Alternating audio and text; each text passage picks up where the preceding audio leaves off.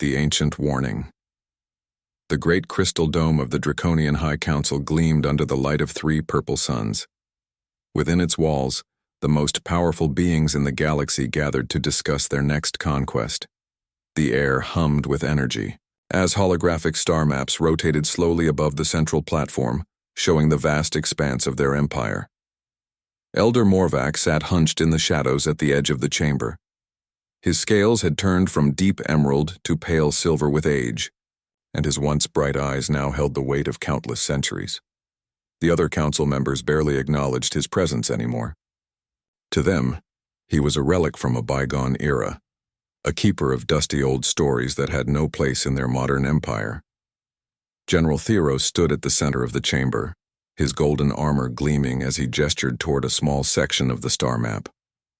Young for a Draconian at only 300 years old, Theros commanded respect through his military victories.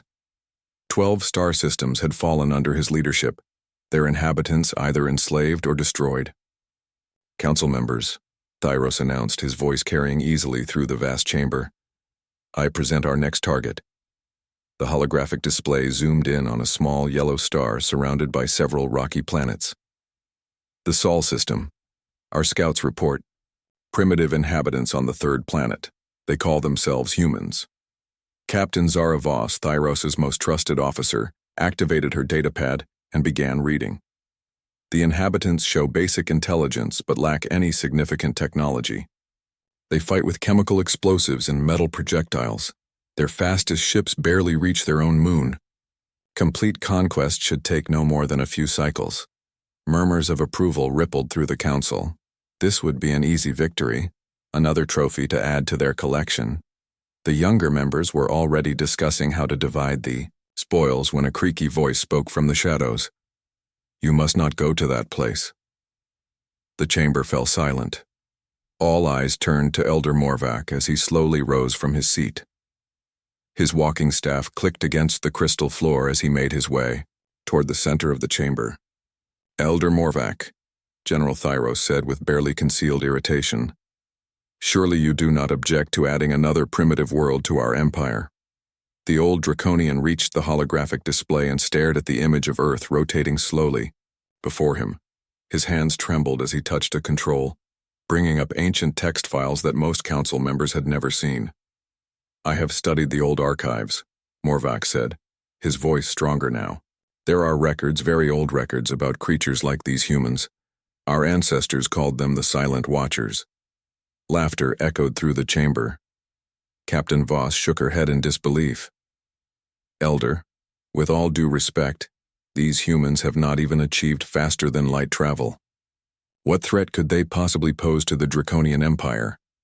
Morvac's eyes blazed with an intensity that surprised everyone present. That is exactly what makes them dangerous. They watch, they learn, they adapt. The ancient texts speak of a species that seems weak and primitive until provoked. Then they become something else entirely. General Theros crossed his arms, clearly losing patience. Elder, I have read the scouting reports myself.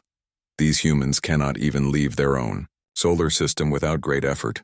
Their largest weapons are like toys compared to our plasma cannons. Their strongest armor cannot stop our weakest soldiers. Yes, Morvac whispered. That is what our ancestors thought as well. The Elder activated another hologram, this one showing cave paintings from the Draconian homeworld. The primitive artwork depicted scenes of conquest and war. But something was different about these images. They showed Draconian warriors fleeing from strange bipedal creatures with pale skin and determined eyes. These paintings are over 50,000 years old, Morvac explained. They tell the story of the first expedition to encounter the Silent Watchers. Our ancestors were confident, just as you are now.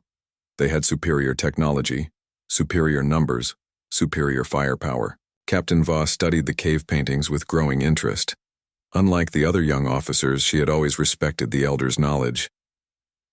What happened to them, Elder? Morvac's voice dropped to barely above a whisper.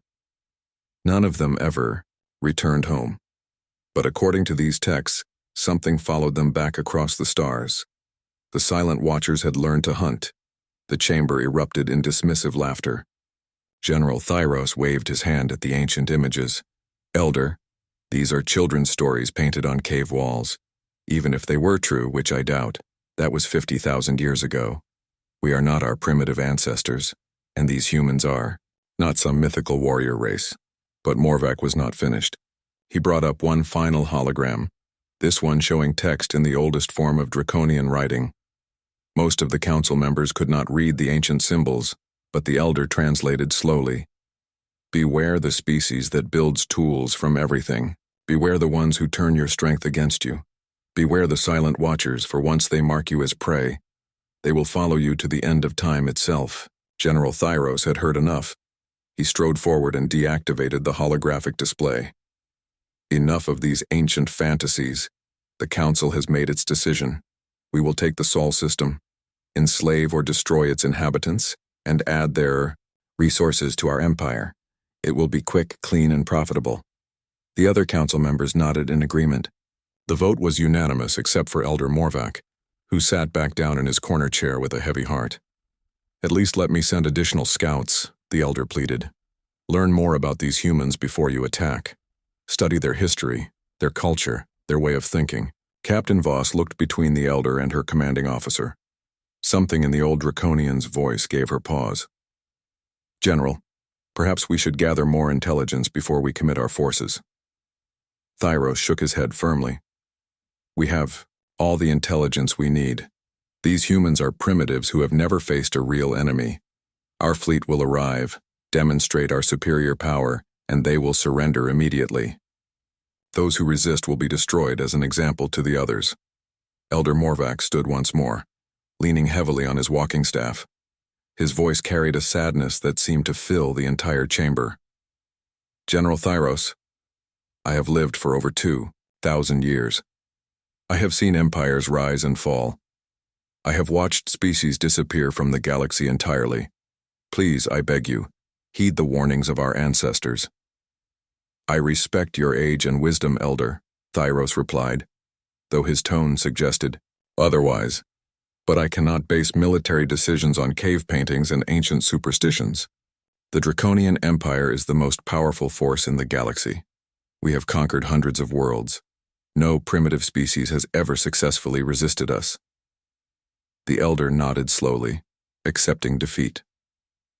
As the council members filed out of the chamber, discussing their upcoming victory, Morvac remained behind.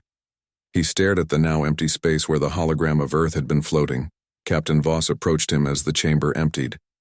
Elder, do you really believe these humans are dangerous? Morvac looked at her with eyes that held the weight of centuries.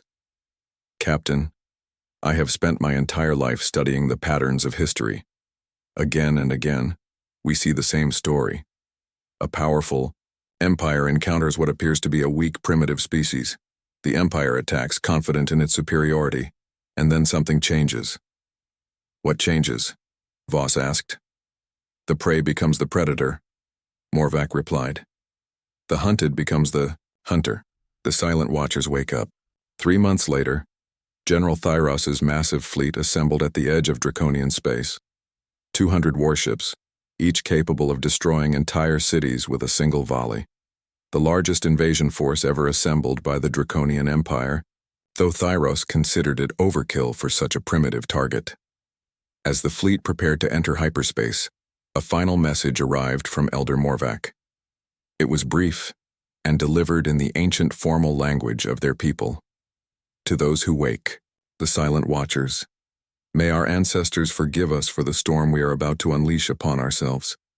General Thyros deleted the message without reading it to his crew.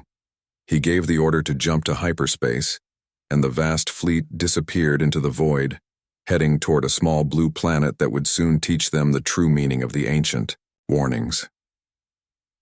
Behind them, Elder Morvac stood at his window, watching the last ships vanish into the darkness. He whispered a prayer for the dead, because he knew he would never see those ships or their crews again. The silent watchers were about to wake up, and the galaxy would never be the same. The hunt begins. 6 months had passed since the first Draconian ships appeared in Earth's solar system. What General Thyros had expected to be a simple conquest had turned into something far more complex and terrifying than any draconian military leader had ever experienced. Commander Sarah Chen stood on the observation deck of the Earth Defense Station, looking out at the wreckage of what had once been Titan Colony. The Draconians had struck there first, confident that destroying humanity's outer settlements would force an immediate surrender. They had been wrong. "Commander, we have the final casualty report from Titan," reported Lieutenant David Park, her communications officer. His young face was grim as he read from his tablet. 43,000 civilians dead, but we managed to evacuate over 200,000 before the main attack. Sarah nodded, though her jaw was clenched tight with controlled anger. The Draconians had given Earth 1 hour to surrender unconditionally before beginning their assault. Humanity's answer had been delivered by Admiral Catherine Stone herself, broadcast on all frequencies. "Come and take it." Any word from Dr. Webb's research team? Sarah asked. "Yes, ma'am. He says he has something important to show you." Sarah made her way through the corridors of the space station to the research laboratories. The hallways buzzed with activity as engineers, scientists, and military personnel worked around the clock. Humanity had been given a harsh introduction to galactic warfare, but they were adapting with a speed that surprised even themselves. Dr. Marcus Webb was waiting for her in the main laboratory, surrounded by pieces of draconian technology. Webb was a thin man with wild gray hair who had spent most of his career studying theoretical physics. Now he was humanity's leading expert on alien technology, a position he had never expected to hold. "Sarah, you need to see this," Webb said, excitedly, holding up a crystalline component from a destroyed draconian fighter. "These power cores are incredibly sophisticated, but they have a fundamental design flaw." "What kind of flaw?" Sarah asked, picking up another piece of alien technology. "They're too efficient," Webb explained. "The Draconians focused so much on maximum power output that they ignored thermal dynamics. Look at this." He showed her a human-built replica of the alien power core, but with several modifications. "We can build these power sources, but our version runs cooler and more stable. We can actually get more sustained power output than the original design." Sarah felt a familiar stirring of hope. "How long before we can integrate this into our ships?" "Already done," Webb grinned. "The engineering teams have been working non-stop. We have 12 ships ready for field testing, with more coming online every day." The laboratory door opened and Admiral Stone entered, followed by several high-ranking officers. Catherine Stone was a career military officer who had been preparing for this moment her entire life, though she had never expected humanity's first interstellar war to come so soon. "Dr. Webb," the Admiral said, "I need to know if we can take the fight to them." Webb nodded enthusiastically. "Better than that, Admiral. We've been studying their tactics, their technology, even their language. Captain Martinez's intelligence team has been interrogating captured Draconian soldiers." Captain Elena Martinez stepped forward. She commanded Earth's newly formed Xenological Intelligence Division, a unit that had not existed 6 months ago. "Admiral, we've learned some interesting things about Draconian military doctrine. They're used to quick victories against technologically inferior opponents. They've never faced an enemy that could adapt and learn from their attacks." Admiral Stone studied the tactical display showing known Draconian positions throughout the solar system. "What are you recommending, Captain?" "Hit-and-run tactics," Martinez replied. "Small groups of ships striking at supply lines and isolated units. Force them to spread their forces thin while we continue to learn from each encounter." Sarah looked at the modified alien technology scattered around the laboratory. An idea was forming in her mind, one that would have seemed impossible just months ago. "Admiral, what if we don't just defend Earth? What if we take the war to them?" The room fell silent. The idea of humanity launching an offensive against an alien empire seemed audacious beyond belief. "Explain," Admiral Stone said simply. "They came here expecting an easy victory," Sarah continued. "They've already committed significant resources to this campaign. If we can prove that humans aren't the easy target they thought we were, we might be able to force them to reconsider their entire invasion." Dr. Webb pulled up a star chart showing the surrounding systems. Our modified ships have better range than the original Draconian designs. We could hit their forward bases before they even know we're coming." Admiral Stone studied the faces around her. These were good people, brilliant people, who had been thrust into an impossible situation, but she saw something in their eyes that gave her hope. They were no longer afraid. They were angry. "Dr. Webb, how many ships can you have ready in 1 month?" 30, maybe 40 if we push production to the limit." "Do it." The Admiral turned to Sarah. "Commander Chen, I'm giving you command of our first Deep Space Squadron. Your mission is to make the Draconians regret ever coming to our solar system." Meanwhile, aboard his flagship in the outer solar system, General Thyros was receiving reports that made no sense to him. Human ships had appeared at 3 different Draconian outposts in the past week, struck hard and fast, and vanished before reinforcements could arrive. "This is impossible," Thyros muttered, studying the tactical reports. "How are they building ships so quickly? How did they learn to use our technology?" Captain Voss looked up from her own datapad. "General, there's something else. Our intelligence. Reports suggest the humans are studying our captured soldiers, learning our language, even analyzing our military protocols." Thyros felt something he had not experienced in his 300 years of life. Genuine concern. "Send a message to the High Council. Request additional reinforcements." "Sir, we already have the largest fleet ever assembled. Surely we don't need more ships to defeat these primitives?" The general looked out at the stars, remembering Elder Morvac's warnings for the first time since leaving Draconian space. "Captain, I'm beginning to think we may have made a serious mistake." Back on the Draconian homeworld, Elder Morvac sat in his chamber reading the latest reports from the Sol system. The news was worse than even his ancient fears had predicted. Not only were the humans resisting, they were learning, adapting, and beginning to hunt Draconian forces across multiple star systems. A knock came at his door. "Enter," the old Draconian called.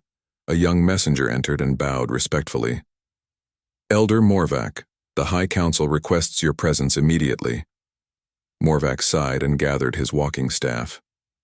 After months of being ignored, the Council finally wanted to hear his wisdom. Unfortunately, it might already be too late. The Council chamber was in chaos when he arrived. Reports were streaming in from across the galaxy as human ships appeared in systems that should have been impossible for them to reach. The Silent Watchers had indeed awakened, and they were proving to be everything the ancient warnings had said they would be. "Elder Morvac," called the council leader, "you must help us understand what is happening. How could these primitive humans have become such a threat so quickly?" The old Draconian made his way slowly to the center of the chamber. When he spoke, his voice carried the weight of prophecy fulfilled. "I tried to warn you. The ancient texts were clear. The humans are not like other species we have conquered. They do not simply fight back when attacked. They learn, they adapt, and they become the thing you fear most." "What thing?" demanded one of the younger council members. Elder Morvac's eyes held a sadness that seemed to encompass the entire galaxy. "Hunters. The humans have become hunters, and we have become their prey. The Silent Watchers are no longer silent, and they will not stop until every Draconian ship, every Draconian soldier, and every Draconian world that participated in this invasion has paid the price for awakening them." As if summoned by his words, an urgent message arrived from General Thyros. The transmission was brief and filled with static, but the words were clear enough to send a chill through every council member present. "Council, under attack. Humans everywhere. They know our positions, they know our weaknesses. Elder Morvac was right. We should never have awakened the Silent Watchers."